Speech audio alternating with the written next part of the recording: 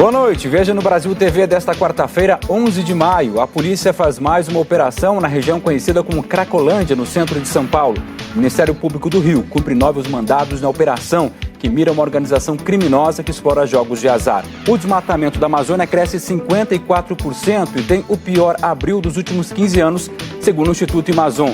E ainda o encontro de alunos de uma escola de Belford Roxo, na Baixada Fluminense, com a arte de Claude Monet. É agora no Brasil TV.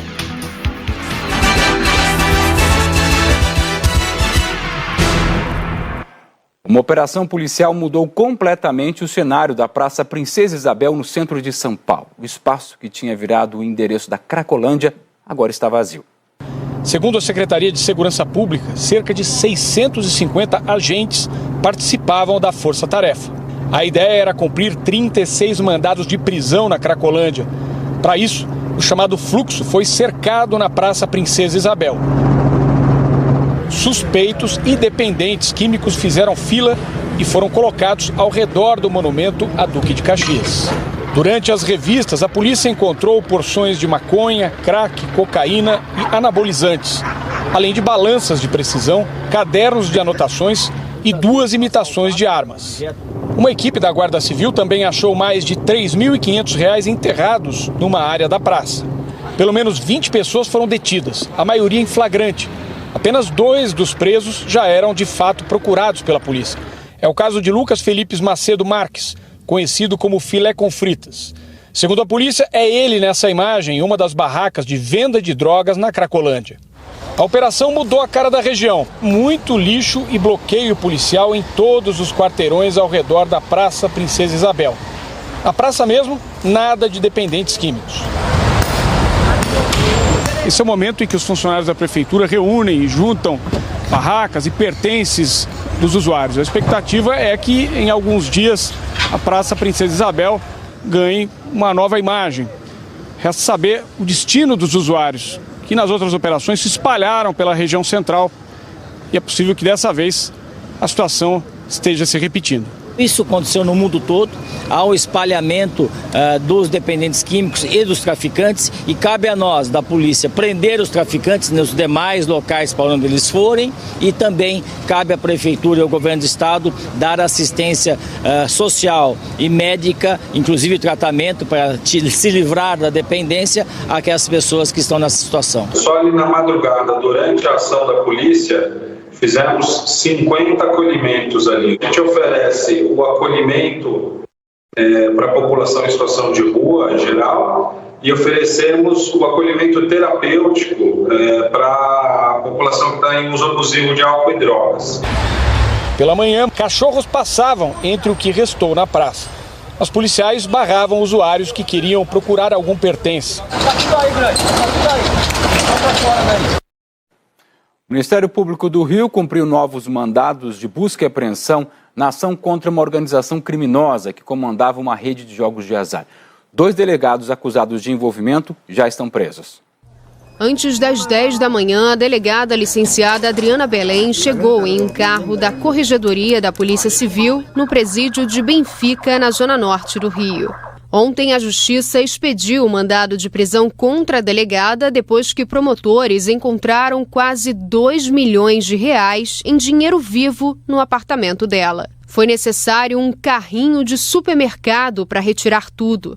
As investigações apontam que ela está ligada à organização criminosa que comanda uma rede de jogos de azar em vários estados do país. Para os investigadores, a quantia milionária é um forte indício de lavagem de dinheiro. Promotores do Ministério Público voltaram às ruas hoje para dar continuação à Operação Calígula.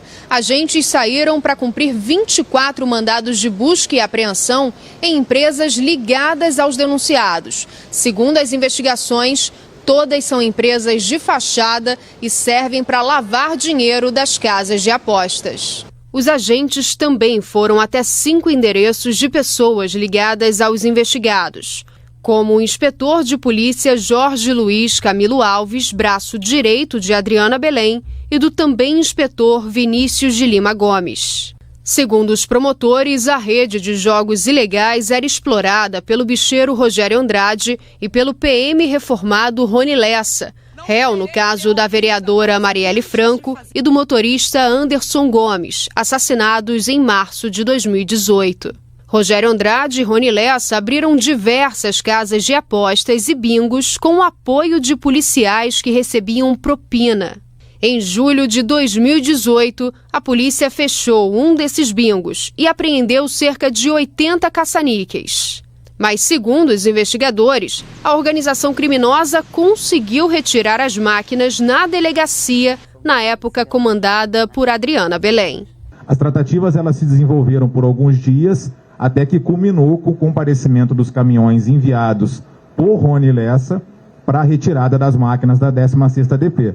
O delegado preso ontem, Marcos Cipriano, foi levado para o presídio Bangu 8. O Ministério Público diz que ele intermediou o encontro entre Lessa e a delegada Adriana Belém. Em um áudio enviado a um inspetor subordinado a Adriana Belém, Rony Lessa avisa que mandou caminhões para buscar as máquinas. Bom dia, irmão. Os caminhões estão aí. Você precisava da presença de alguém? Ou é melhor só eles aí? Os garotos estão aí já. E depois, quando tu puder, me dá um retorno aí. Qualquer coisa, a gente está aqui perto. A defesa de Jorge Camilo apresentou 2 documentos dizendo que as máquinas saíram da delegacia e foram para um depósito da Polícia Civil. Mas o Ministério Público afirma que essas máquinas não entraram em nenhum dos 3 depósitos da polícia. A operação foi comandada pela mesma força-tarefa do MP para o caso Marielle Franco e Anderson Gomes. Durante a entrevista, os promotores responderam sobre uma eventual ligação de Rogério Andrade com os assassinatos. Eles disseram que, curiosamente, próximo ao homicídio, Rogério e Lessa se reaproximaram. Informaram que todas as linhas vão ser investigadas, mas até agora não existe prova dessa ligação. Rogério Andrade e o filho estão sendo procurados. A Justiça aceitou um pedido do Ministério Público para incluir o nome do bicheiro na lista vermelha da Interpol. Rony Lessa está preso desde março de 2019. As defesas do bicheiro Rogério Andrade, do delegado Marcos Cipriano e de Adriana Belém disseram que a prisão dos clientes era desnecessária e que eles provarão a inocência de todos. O advogado do PM reformado, Rony Lessa, disse que soube da operação pela imprensa e que ainda precisa saber se há de fato alguma acusação contra o seu cliente. Nós não conseguimos contato com a defesa do inspetor Vinícius de Lima Gomes. E a Polícia Civil do Tocantins prendeu o diretor e 2 funcionários de um laboratório que prestava serviço para hospitais públicos do estado. O material coletado dos pacientes era armazenado até em embalagens de alimentos. Diversas coletas biológicas armazenadas de maneira imprópria em potes comuns, até mesmo de achocolatado em pó, de doces, compotas para doces. As amostras indicadas pelo policial são de pacientes do Sistema Único de Saúde. Elas estavam em um laboratório em Palmas. A Polícia Civil fez o flagrante enquanto cumpria mandados de busca e apreensão numa operação de combate a estelionato. Para nossa surpresa, a gente encontrou realmente aqui muito material biológico, coleta, vísceras humanas, não estavam com a devida destinação, não era feito com o cuidado necessário, até com uma forma de respeito pelo material que foi coletado. Isso nos causou surpresa. O laboratório presta serviços para os hospitais públicos em todo o Tocantins. A caixa de isopor tinha material cirúrgico do Hospital de Referência de Porto Nacional. Nessas outras, de papelão, potes com material humano que deveria passar por análise. O laboratório foi interditado após a fiscalização. Ele tem contrato com o governo do Tocantins desde 2017 e, segundo o portal da Transparência, já foram pagos mais de 3,5 milhões de reais para realizar exames. Uma situação que preocupa porque nós temos muitas demandas de pacientes que precisam do exame da biópsia para iniciar a quimioterapia ou precisa do resultado da biópsia para conseguir uma medicação na assistência farmacêutica e não consegue, porque a biópsia não sai em tempo oportuno. A defesa do laboratório não quis gravar entrevista, mas disse que as condições atuais foram causadas por problemas da antiga gerência e que vai provar a inocência da atual gestão. Vou suspender o contrato com essa empresa e vamos atrás de outra empresa o mais rápido possível. Nós vamos pegar as amostras, vamos colocar no lugar adequado e ver se tem condição de continuar com essas amostras. Se não tiver, a gente vai ter que chamar os pacientes novamente para fazer os exames. Infelizmente, tem pessoas nessa situação. A gente fala agora de um caso de racismo, mais um, lá no Distrito Federal. Uma mulher xingou de macaco um vendedor de açaí num quiosque em Taguatinga. Eram 8 horas da noite de segunda-feira quando a mulher começou a xingar o vendedor de açaí. Macaco preto, idiota, palhaço, ridículo, ET, inútil, pateta. E faz o meu açaí. E quem manda aqui sou eu, você tá na minha cidade. Não vai tomar açaí aqui nem nunca. Fala de novo, fala. Vou tomar açaí aqui. Aqui tu não toma nenhuma, nunca. As ofensas foram feitas nessa banca de açaí que fica na EQNL 13/15 de Taguatinga Norte. A vítima foi o dono do lugar, de 22 anos, que trabalha nesse ponto há 1 ano e meio. Ele contou que na receita do açaí que vende, já vem batido o próprio açaí com xarope de guaraná e banana. Mas a cliente queria o açaí sem a banana. Então a vítima explicou que não tinha como tirar a banana da mistura e a mulher começou a ofendê-lo. Foram vários xingamentos durante um período de meia hora, até que ele resolveu pegar o celular e filmar parte da confusão. Macaco preto, idiota, palhaço, ridículo, ET, inútil, pateta. A vítima é o Paulo. Ele disse que hoje vai fazer uma ocorrência policial. Você já tinha passado por uma situação dessa? Não, nunca tinha passado por nada disso, nem pessoal, nem na loja, nem tinha presenciado nada perto disso. Você resolveu filmar por qual motivo? Para ter uma prova, caso eu precisasse usar, se ela criasse alguma história que fosse ao contrário, eu estava já precavido sobre o que aconteceu. A mulher que fez os ataques mora na região, mas a gente não conseguiu contato com ela. Tá certíssimo, tem mesmo que denunciar. O Instituto Amazon divulgou hoje os números do desmatamento da Amazônia no mês de abril. De acordo com o Instituto Homem e Meio Ambiente da Amazônia, o Amazon, uma área de floresta equivalente à cidade do Rio de Janeiro, foi colocada abaixo só no mês de abril, o último mês do inverno amazônico. De acordo com os dados coletados pelo Sistema de Monitoramento do Desmatamento do Instituto, foram 1.197 quilômetros quadrados, 54% a mais do que foi registrado em abril do ano passado. A região teve o pior abril dos últimos 15 anos, desde que o Instituto iniciou o monitoramento por satélites em 2008. Ainda de acordo com o Amazon, a terra indígena Yanomami, localizada nos estados de Roraima e do Amazonas, ocupa o topo do ranking de risco da plataforma do Instituto. Em abril, foi o segundo território indígena mais desmatado na Amazônia, com uma área de floresta derrubada equivalente a 100 campos de futebol. Em abril, 40% de toda a devastação registrada no Pará ocorreu dentro de 5 unidades de conservação, 95 quilômetros quadrados. O Mato Grosso foi o que mais desmatou pelo 4º mês consecutivo, com 372 quilômetros quadrados derrubados, 31% de toda a destruição registrada na região. Em segundo lugar ficou o Amazonas, com 348 quilômetros quadrados. E em terceiro, o Pará, com 243 quilômetros quadrados derrubados. André Lohan, para o Brasil TV. Pelo menos 20 pessoas ficaram feridas em um acidente entre uma van e um ônibus no início da manhã de hoje em Belo Horizonte. A Luciana Mussi é quem tem as informações. Olá, Marcelo, boa tarde. O acidente aconteceu hoje de manhã na região do Barreiro, uma das mais populosas aqui de Belo Horizonte.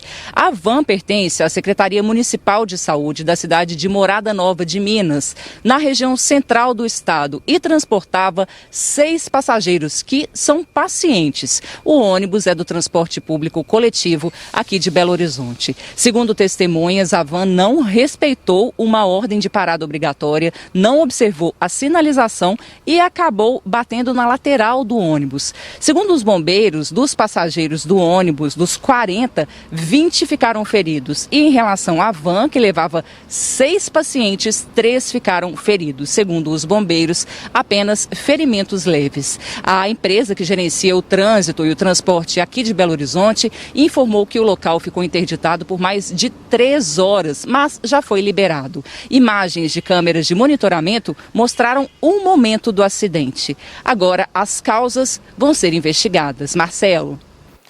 Em São Paulo, um acidente parou uma avenida na zona leste da capital. Um ônibus bateu em 5 carros. Por sorte, só uma pessoa se machucou. O acidente foi pouco antes das 6 da manhã. Um dos motoristas me contou o seguinte, disse que estava parado aqui no semáforo junto com os outros carros, quando o motorista do ônibus veio pela faixa da esquerda, não parou, acabou batendo nesses carros e arrastando até ali a faixa de pedestres. Tem várias peças aqui pelo chão, no canteiro central. Os carros depois foram colocados no outro sentido aqui da Jacopêssego para poder liberar o trânsito no sentido da Ayrton Senna. A pessoa que estava naquele carro de uma empresa de telefonia se machucou. Foi resgatada pelo Corpo de Bombeiros, mas ainda bem estava consciente. A SP Trans divulgou uma nota dizendo que esse ônibus transportava funcionários da empresa Express.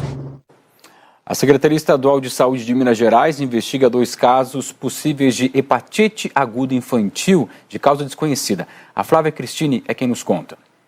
Um dos casos, o registro é aqui em Belo Horizonte, o outro em Juiz de Fora, na Zona da Mata, aqui de Minas Gerais. Os registros são acompanhados pela Secretaria Estadual de Saúde e também pelo Ministério da Saúde.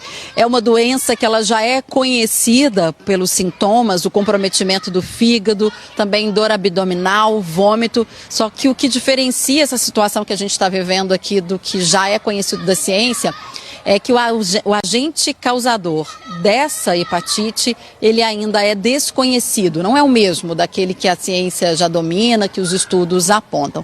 Isso é uma situação que intriga a ciência, intriga a Secretaria Estadual de Saúde e não só aqui. É uma onda que começou fora do país. Na Europa já são mais de 200 casos, nos Estados Unidos mais de 100 casos. E a Secretaria Estadual aqui não deu mais detalhes, qual que é a faixa etária, nem a situação deste momento dessas crianças. São casos suspeitos. É importante também a gente trazer uma informação, porque tem uma notícia falsa, uma fake news, dizendo que pode ter relação desses casos com a vacinação infantil de Covid. Mas isso já foi desmentido pela Organização Pan-Americana de Saúde, que diz que, inclusive, que os casos que são observados no momento são de crianças com idade abaixo, que nem poderiam ainda ter recebido a vacina da Covid. Então, isso está sendo tratado como uma mentira, não tem essa relação comprovada. É um caso que exige bastante atenção da ciência, das autoridades de saúde para a investigação. E aqui no estado esse monitoramento segue feito com esses 2 registros. Veja a seguir: os reflexos de um terremoto na Argentina assustam moradores no interior de São Paulo, em Osasco e até em bairros da capital.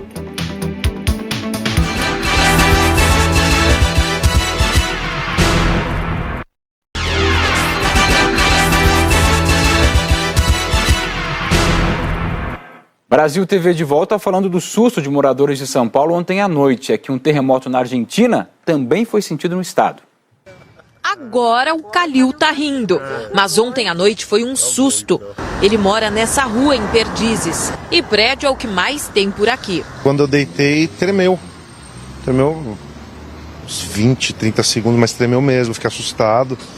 Pensei que tinha acontecido alguma coisa mais grave no bairro, né? Fez barulho sim, fez né?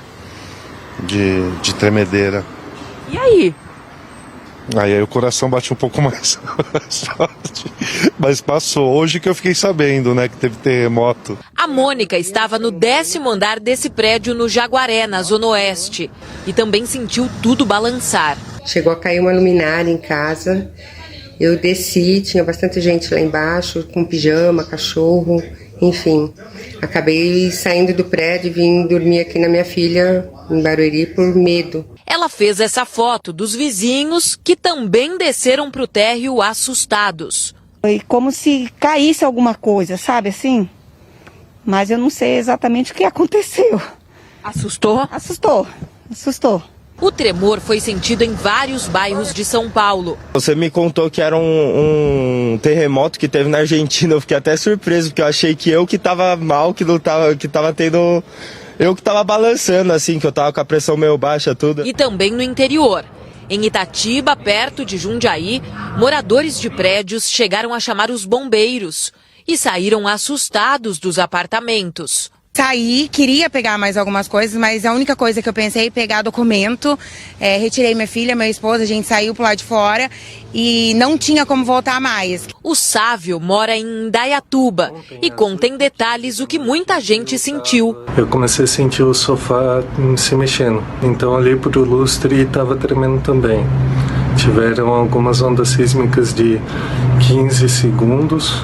Depois outras mais fracas, as secundárias e terciárias, com alguns segundos a menos, e depois parou. O terremoto foi no norte da Argentina, a 78 quilômetros da cidade de San Antônio de los Cobres, às 8h06 da noite. Alcançou uma magnitude considerada forte, 6,8 pontos na escala Richter. Mas, como foi a 200 quilômetros de profundidade e numa região pouco povoada, não causou grandes danos. Os reflexos do tremor na Argentina foram sentidos em São Paulo porque estamos no que se chama de bacia sedimentar, uma formação geológica que facilita a passagem de ondas sísmicas. Isso foi sentido principalmente nos andares mais altos dos prédios. Todas as estruturas, né, as casas, os prédios, as pontes e tudo mais, tem uma frequência de ressonância, né, característica da estrutura, né, de como ela foi construída, do material que ela foi feita e tudo mais. E às vezes as ondas que passam, que são geradas pelo sismo, possuem uma frequência parecida com essa frequência de ressonância intrínseca da estrutura. E aí, quando elas são parecidas, a estrutura acaba entrando em ressonância. Os prédios entram mais altos, entram em ressonância mais facilmente. Na Paraíba, uma lei publicada no Diário Oficial proíbe o uso de canudos de plástico em todo o estado. A Zúlia David é quem tem as informações. A lei estadual publicada hoje no Diário Oficial da Paraíba proibiu os estabelecimentos como restaurantes, bares, lanchonetes e quiosques a oferecerem para os clientes o canudo de plástico. A lei entra em vigor num prazo de 120 dias e é justamente nesse período que o poder público deverá realizar campanhas de conscientização para o não uso dos canudos de plástico e também sobre a importância dessa lei. A fiscalização deverá ficar a cargo da SUDEMA, a Superintendência do Meio Ambiente aqui da Paraíba, e deve fiscalizar e multar os estabelecimentos que forem flagrados ainda oferecendo canudos de plástico, numa multa que varia de R$ 600 até R$ 1.200. Os estabelecimentos vão poder utilizar os canudos de papel. Zuila David e João Pessoa para o Brasil TV. Um projeto está levando parte dessa exposição aqui, Monet à beira d'água, em cartaz no Rio de Janeiro, para escolas da rede pública do estado. A ideia é aproximar essa arte de pelo menos 9.000 alunos. Um encontro com Claude Monet no pátio da escola. Uma conversa com o artista francês sobre os quadros e a linguagem do impressionismo. Um movimento artístico que transformou paisagem em quadros coloridos e sem muitos detalhes, mas cheios de beleza e significado. Então parle comigo. Bonjour. Bonjour. É claro que Monet, que morreu há quase 100 anos, não está na Escola Municipal Manuel Gomes em Belford Roxo. Mas a arte dele sim, e bem pertinho dos alunos. A ideia dos educadores é levar para dentro das escolas um pouco da exposição Monet à beira d'água, em cartaz no Boulevard Olímpico, no Rio. Uma atração com projeções de 280 obras do artista. A atividade que chega às escolas também conta com a ajuda da tecnologia. Com esses óculos de realidade virtual, os alunos conseguem entrar numa exposição de Monet, inclusive interagir assim com os quadros. Eles podem passear, mesmo que virtualmente, pela primeira vez, pelos corredores de um museu. O que você achou de ver isso tudo que você viu? Um chapéu e um sofá e eu acho que é uma cama. Acho legal, igual o meu desenho que eu fiz. O ambiente, inicialmente confuso, ganha todo o significado quando a arte virtual é apresentada em quadros de verdade, em que dá para tocar. Achei muito legal, um bom trabalho, deve ter demorado muito para fazer, mas valeu a pena. A intenção da exposição itinerante é aproximar a arte de pelo menos 9.000 alunos de escolas públicas no estado do Rio. A nossa postura ao chegar nos locais, nas comunidades, é muito de trazer o diálogo, quer dizer, a gente ouvir um pouco do que eles trazem de cultura e fazer esse diálogo com essa cultura que a gente traz, promovendo aí um encontro muito rico, um encontro muito emocionante. As atividades trabalham os sentidos dos meninos e meninas e ensinam como o dia a dia pode inspirar a arte e como a arte pode ser importante para nos fazer pensar. É extremamente interessante olhar já na escola, todo esse trabalho bem feito. Eu achei bastante legal e eu espero ver isso de novo futuramente. Não só eu, diversos outros alunos também. Eu achei uma experiência nova, eu achei muito inspirador, porque a gente não vê isso todos os dias, né? E a gente tenta aproveitar o máximo possível também. E eu acho muito legal, porque a gente aprende coisas novas e imagina coisas novas. O Brasil TV fica por aqui, te lembrando que outras notícias no Jornal Nacional, que hoje começa mais cedo, às 8 da noite em ponto, pelo horário de Brasília. Boa noite para você e até amanhã.